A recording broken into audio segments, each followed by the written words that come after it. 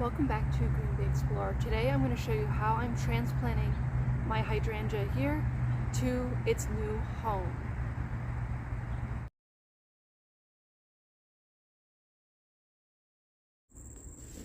This is my hydrangea I'm going to be transplanting. It's in a little bit of sun in the morning, then it gets shade almost all throughout the day, and then finally it gets a little bit of sun in the evening. I'm moving it to a more sunny spot. It took me about a minute to circle around with my shovel. Every time I dug in, I made sure to pull up. And the root ball really isn't too big for the hydrangea, but I'm trying to bring as much as possible.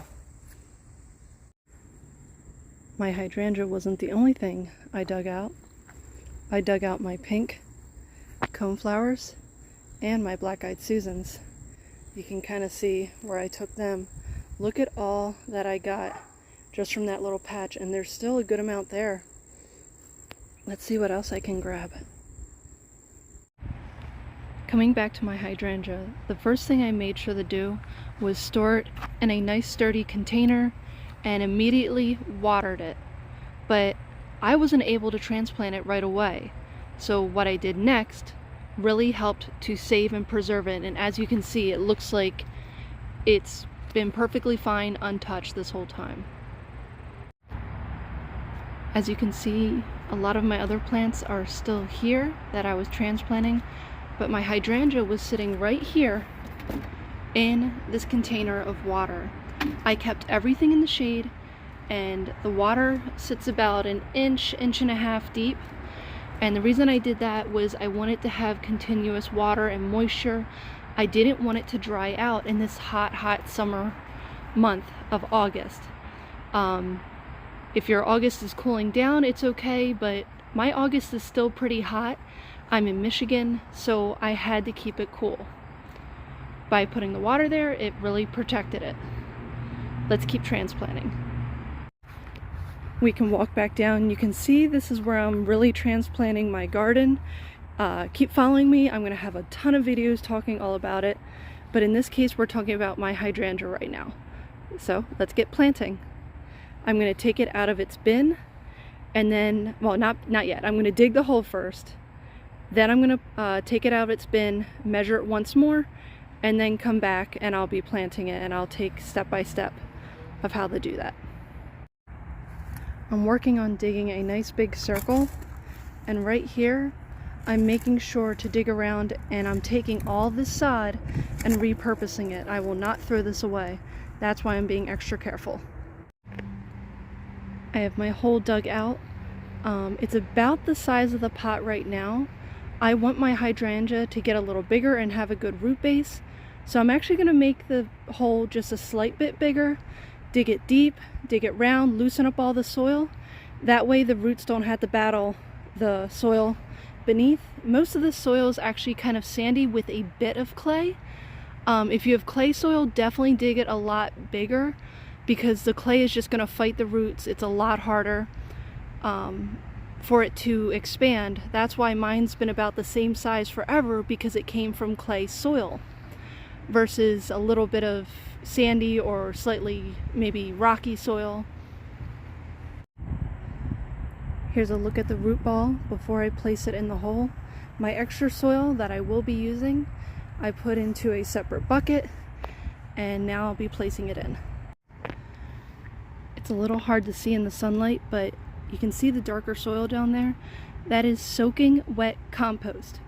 I made sure to put that in first to allow some nutrients for the hydrangea, plus giving it a moist bottom, you know, helps the roots as well. And then obviously I'll be soaking it after, but the soil was very dry down there, so I didn't want all the water to just seep down and then flush away into the ground. I want it to actually help my hydrangea. Here's a step back to take a look of how it's sitting. Nice and high, not limping over or anything. One thing I want to show you is down here, right here. This was a new limb, a few new limbs that were really weak. So what I did was I took some of the soil and I stomped it down right there to support it and keep it up. A lot of time there's back and forth. So see all these stalks that are, they look like they're dead, nothing's, they're not doing anything. I left those basically all summer. I didn't do anything to them. There's pros and cons to that. If you leave them, the plant tries to work on keeping them alive. That's the con. But the pro is that, when your plant maybe doesn't get enough water, or if it's a little bit on the weak side, it actually helps to support all these branches so they interlock each other, so that way it doesn't limp over in bad weather or anything like that.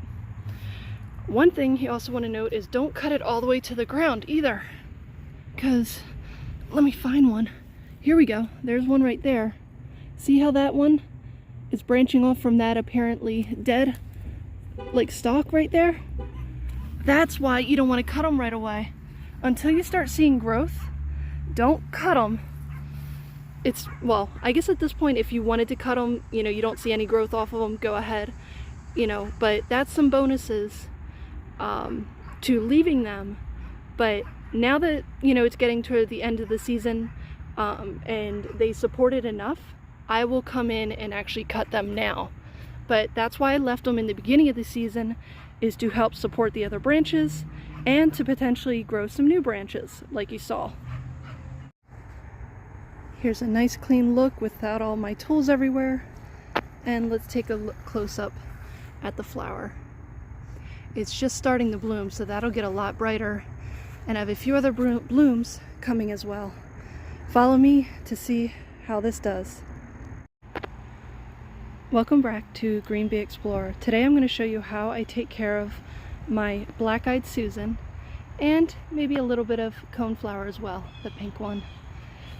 Just before this I had a video talking about how to take care of my hydrangea, if you're interested in that one. But this one actually came from my old garden, and I'm transplanting my plants slowly into my new garden. So in this case, my black-eyed Susans, the yellow ones, and the coneflower, the pink one, I'll be transplanting them right in here and to share a spot in my garden that I'm balancing out to bloom seasonally. Right here, I already cut up my sod, so I'll be pulling that out, and I'll be putting that in another spot that will be useful in growing grass. But I'm going to dig a nice big hole, and I'll show you that hole as I continue. I sized my hole up to my root ball right there, and it's about the perfect size. I'm trying to keep these a little bit controlled for now, and then next year what I can do is just dig a little bit more of a hole, and then it'll reach out further and further and expand. They travel and expand themselves, or propagate with the roots. The roots send out shooters, and then from the shooters they create more plants. This was one of the plants and shooters from it. I'll plant that in another location, but keep following and I'll show you the next step. I have compost soil here that I'll be adding in and around the roots. But when we're talking about how it propagates, let me show you. See that little baby there? That's directly from the roots. Now, one thing, oops, the leaves are getting in the way. One thing, if you really want to propagate these, you could just take and kind of tear, them apart from each other. But what I recommend is actually soaking the roots, kind of getting everything loose, getting the soil off. Then you can actually see where they're connected and easily break them off from there. But once you do that, either leave them in water or put them right back into the ground and soak that ground really well if you wanted to propagate them. Here's an example of one of them that is separated. I soaked the roots and then I slowly pulled them apart, and you can see they have a really good root base for the entire plant. After adding the compost, I added the original sandy soil around it, pressing it with my foot and my hands to keep the soil firm and keeping it from falling or drooping. Now just add some water.